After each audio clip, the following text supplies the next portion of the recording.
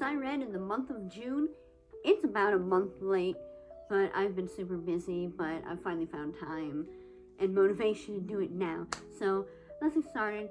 I'm getting back in the swing of things. I'm reading a lot more. A lot of these were ebooks, so I won't have the physical copy, so I'll just say it here. The first book I read was Demonic Appetites by E.N. Laurier. It's like a short story collection that all is set in the same universe, and it's a little spicy, and I thought it was an interesting read.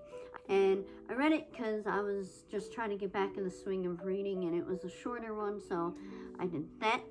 And then I read Lake of Sin by Lucian Burr, and it is the fourth book in the Prince of Lust series, I believe. And I did read it physically. I do have it, but I don't know, because the covers of those books are a little risque. I don't know if TikTok's going to be upset with that, so I'm not showing them. I've mentioned it before. It's about a priest working his way through hell in order to make his way towards to Asmodeus, who is one of my favorite demons, and I love Asmodeus. Then I read Love, Death, and Other Poems, and The Princess Loving Guards by Bo Van Dalen. These were also kind of short novella type things to get me back in the swing of things. I didn't read them actually one after another, but since they're by the same author, I put them together. Then I also read the 72 Goetia Demon Cheat Sheet by Anne O'Donoghue. I actually found this on Itch.io, so I read through it.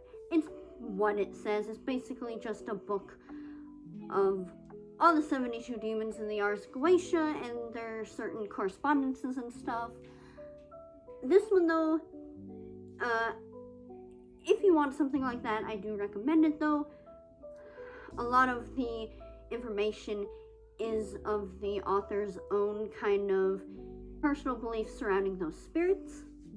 Specifically, like listing a spirit as a king that a lot of people might not see as a king. Like, I believe Marbus was listed under, like, the king category. I could be wrong. But I know Marbus is often seen as a president, and he was not listed in the president section. So stuff like that. So it's one of those things where if you don't kind of follow that belief structure, it might not be helpful. But if you do, it could be. And it's still a good list of all the spirits. Then I read His Sacred Heart by Morgan Dante.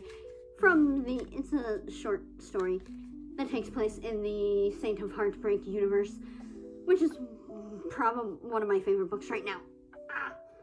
The plot of this one is Abel and Yeshua enlisting the help of the devil to try and find whatever happened to Cain. I absolutely love these books. They're so unique, and I adore Morgan Dante. Then finally, I read Argos, the Story of Odysseus as Told by His Loyal Dog by Ralph Hardy. And it's a bit of a thicker one, but it's like middle grade, I think, so it's shorter. You know, sometimes because I read a lot of that, like, queer religious horror and / romance, sometimes it becomes a lot. So to decompress from those books, I often read talking animal books, like so. And they're usually just like, they're a way that I take it easy, okay? But I really enjoyed this one. I enjoyed how they characterized Argos. He almost stepped in as that father figure role for Telemachus and a protector for Penelope and all that good stuff. And he is just as crafty as his master Odysseus. So it's just really fun to see. And I do actually recommend this one. I got it used, so I don't know if you can find it new, but if you can find it, I definitely recommend it, especially if you like the Odyssey, Greek mythos, or even if you're like a fan of Epic the Musical.